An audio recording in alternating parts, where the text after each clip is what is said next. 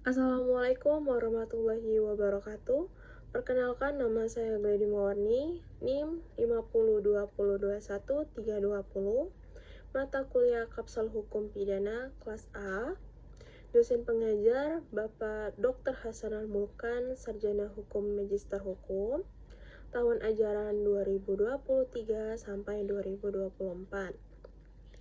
Baiklah, saya akan membahas tentang bab 1, yaitu mengenai Capita Selecta Hukum Pidana. Pembahasan saya yang pertama yaitu pengertian Capita Selecta Hukum Pidana, yang kedua pengertian hukum pidana, yang ketiga pembagian hukum pidana, yang keempat tujuan dan fungsi hukum pidana, dan yang kelima sumber hukum pidana. Baiklah, yang pertama pengertian Capita Selecta Hukum Pidana. Capita Selecta Hukum Pidana merupakan salah satu mata kuliah konsentrasi hukum pidana yang mengkaji tentang berbagai permasalahan aktual dalam hukum pidana yang sering terjadi dalam kehidupan masyarakat, serta mengkaji berbagai perkembangan peraturan perundang-undangan yang baru di bidang hukum pidana, terutama permasalahan aktual dan perundang-undangan yang belum masuk ke dalam ranah mata kuliah lain. Capita Selecta Hukum Pidana merupakan kumpulan hukum pidana yang terseleksi didasari oleh beberapa pertimbangan. Yang pertama, perkembangan hukum pidana formil material. Yang kedua, perkembangan globalisasi khusus kepidanaan. Dan yang ketiga, aktualisasi pada masa sekarang. Selanjutnya, pengertian hukum pidana. Hukum pidana terdiri dari norma-norma yang berisi keharusan-keharusan dan larangan-larangan yang telah dikaitkan dengan suatu sanksi berupa hukuman, yakni suatu penderitaan yang bersifat khusus. Dengan demikian, dapat juga dikatakan bahwa hukum pidana itu merupakan suatu sistem norma-norma yang menentukan terhadap tindakan-tindakan yang mana hal melakukan sesuatu atau tidak melakukan sesuatu, di mana terdapat suatu keharusan untuk melakukan sesuatu, dan dalam keadaan-keadaan bagaimana hukum itu dapat dijatuhkan, serta hukuman yang bagaimana yang dapat dijatuhkan bagi tindakan-tindakan tersebut. Baiklah, selanjutnya pengertian menurut Alga Johnson. Hukum pidana itu sebagai alat yang digunakan untuk seorang penguasa atau hakim untuk memperingati mereka yang telah melakukan suatu perbuatan yang tidak dibenarkan. Reaksi dari penguasa tersebut mencabut kembali sebagian dari perlindungan yang seharusnya dinikmati oleh terpidana atas nyawa, kebebasan, dan harta kekayaannya, yaitu seandainya ia telah melakukan suatu tindak pidana. Selanjutnya, pengertian menurut Van Hemel. Hukum pidana merupakan keseluruhan dasar dan aturan yang dianut oleh negara dalam kewajibannya untuk menegakkan hukum, yakni dengan melarang apa yang bertentangan dengan hukum dan mengenakan suatu nestapa atau penderitaan kepada yang melanggar larangan tersebut. Selanjutnya, pengertian menurut W.P.J. Pompe. Hukum pidana adalah semua aturan hukum yang menentukan terhadap tindakan apa yang seharusnya dijatuhkan pidana dan apa macam pidana yang bersesuaian. Selanjutnya, pembagian hukum pidana. Hukum pidana ada dua, yaitu hukum pidana objektif atau ius punale dan hukum pidana subjektif atau ius puniandi. Hukum pidana objektif atau ius punale yaitu semua peraturan hukum yang mengandung perintah atau keharusan larangan. Hukum pidana objektif itu terdiri atas yang pertama, hukum pidana material, dan yang kedua, hukum pidana formil. Hukum pidana objektif atau ius punale terdiri atas dua, yaitu yang pertama hukum pidana material. Hukum pidana material yaitu peraturan-peraturan yang menegaskan perbuatan-perbuatan mana yang dapat dihukum, siapa yang dapat dihukum, dengan hukuman apa seseorang dapat dipidana atau dihukum. Mengatur tentang apa, siapa, dan bagaimana seseorang dapat dihukum, mengatur perumusan dari kejahatan dan pelanggaran, serta syarat-syarat seseorang dapat dipidana. Hukum pidana material dibedakan menjadi dua, hukum pidana umum dan hukum pidana khusus. Hukum pidana umum adalah hukum pidana yang berlaku terhadap setiap orang atau penduduk Indonesia, kecuali anggota ketentaraan atau militer. Dan hukum pidana khusus yaitu hukum pidana yang berlaku terhadap orang-orang tertentu, yaitu hukum pidana militer dan hukum pidana pajak atau fiskal. Yang kedua yaitu hukum pidana formal, yaitu peraturan-peraturan hukum yang mengatur cara-cara menghukum seseorang yang melanggar peraturan pidana, merupakan pelaksanaan dari hukum pidana material. Disebut juga hukum acara pidana, yaitu hukum yang memuat peraturan-peraturan tentang bagaimana memelihara atau mempertahankan, serta cara-cara untuk menghukum seseorang yang melanggar peraturan pidana. Yang kedua, hukum pidana subjektif atau ius puniendi, yaitu hak negara atau alat-alat negara untuk menghukum berdasarkan hukum objektif, hukum pidana objektif. Hukum pidana subjektif baru ada setelah ada peraturan-peraturan hukum pidana objektif terlebih dahulu. Pembagian hukum pidana juga dapat dilihat dari berbagai sisi. Yang pertama hukum pidana tertulis, yang kedua hukum pidana tidak tertulis, yang ketiga hukum yang terkodifikasi, yang keempat hukum pidana tersebar, dan yang kelima hukum pidana sebagai bagian dari hukum publik.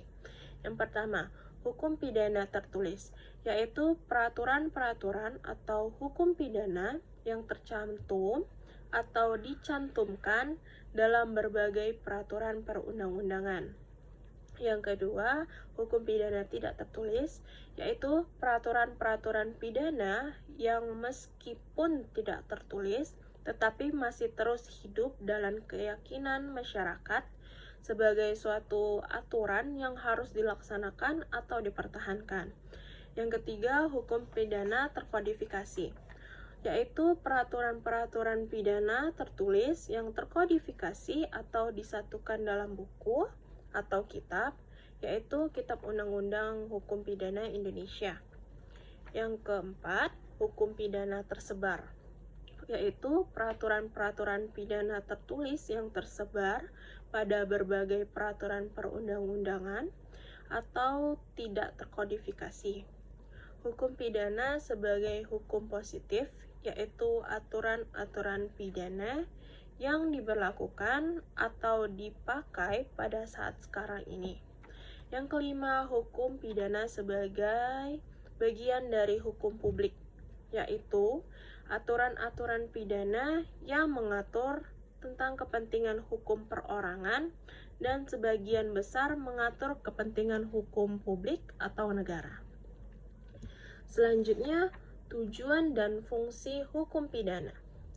Tujuan hukum pidana pada umumnya adalah untuk melindungi kepentingan orang-orang atau perseorangan atau individu atau hak asasi manusia dan melindungi kepentingan-kepentingan masyarakat dan negara dengan pertimbangan yang serasi dari kejahatan atau tindakan tercela di satu pihak dan dari tindakan penguasa yang sewenang-wenang di lain pihak.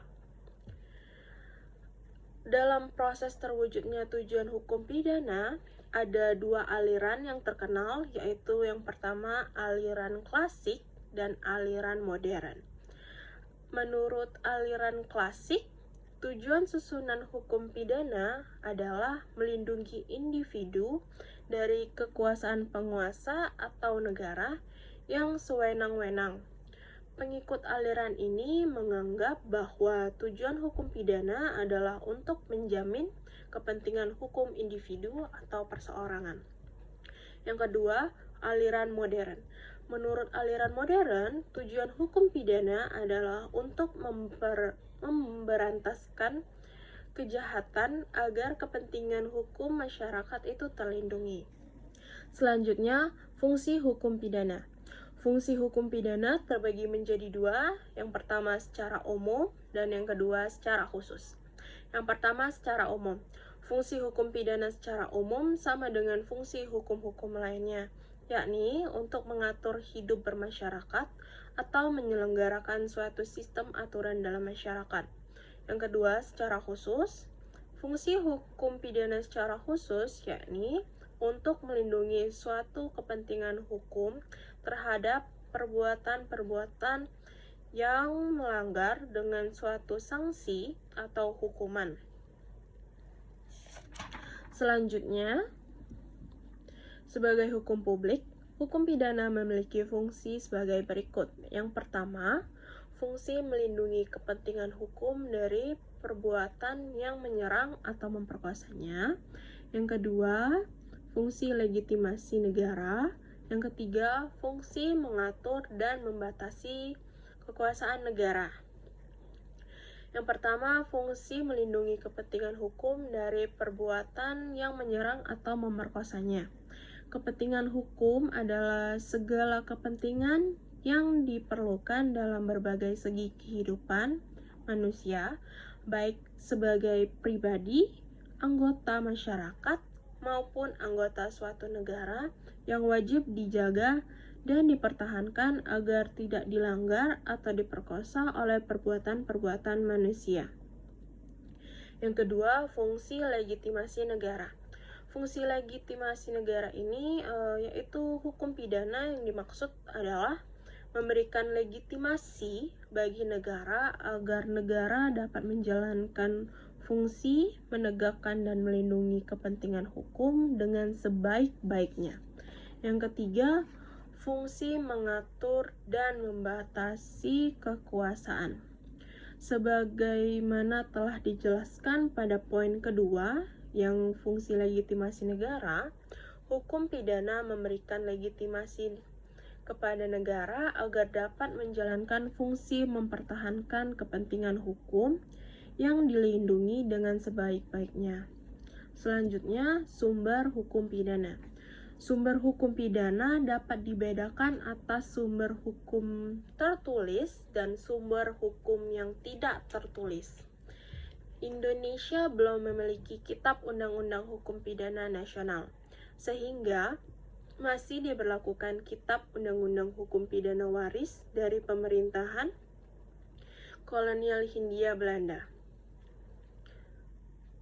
Lobby Lockman membedakan sumber-sumber hukum pidana tertulis di Indonesia, yaitu yang pertama Kitab Undang-Undang Hukum Pidana atau KUHP, yang kedua undang-undang yang mengubah atau menambah KUHP, yang ketiga Undang-Undang Hukum Pidana Khusus, yang keempat aturan-aturan pidana di luar Undang-Undang Hukum Pidana. Dan juga ada beberapa undang-undang yang mengatur tindak pidana khusus yang dibuat setelah kemerdekaan, yaitu yang pertama, Undang-Undang Darurat Nomor 8 Tahun 1955 tentang tindak pidana imigrasi. Yang kedua, Undang-Undang Nomor 9 Tahun 1967 tentang narkoba. Dan yang ketiga, Undang-Undang Nomor 16 Tahun 2003 tentang anti-terorisme. Cukup sekian penjelasan bab 1 saya. Bila ada kata yang salah, saya mohon maaf. Kepada Allah saya mohon ampun. Terima kasih. Assalamualaikum warahmatullahi wabarakatuh.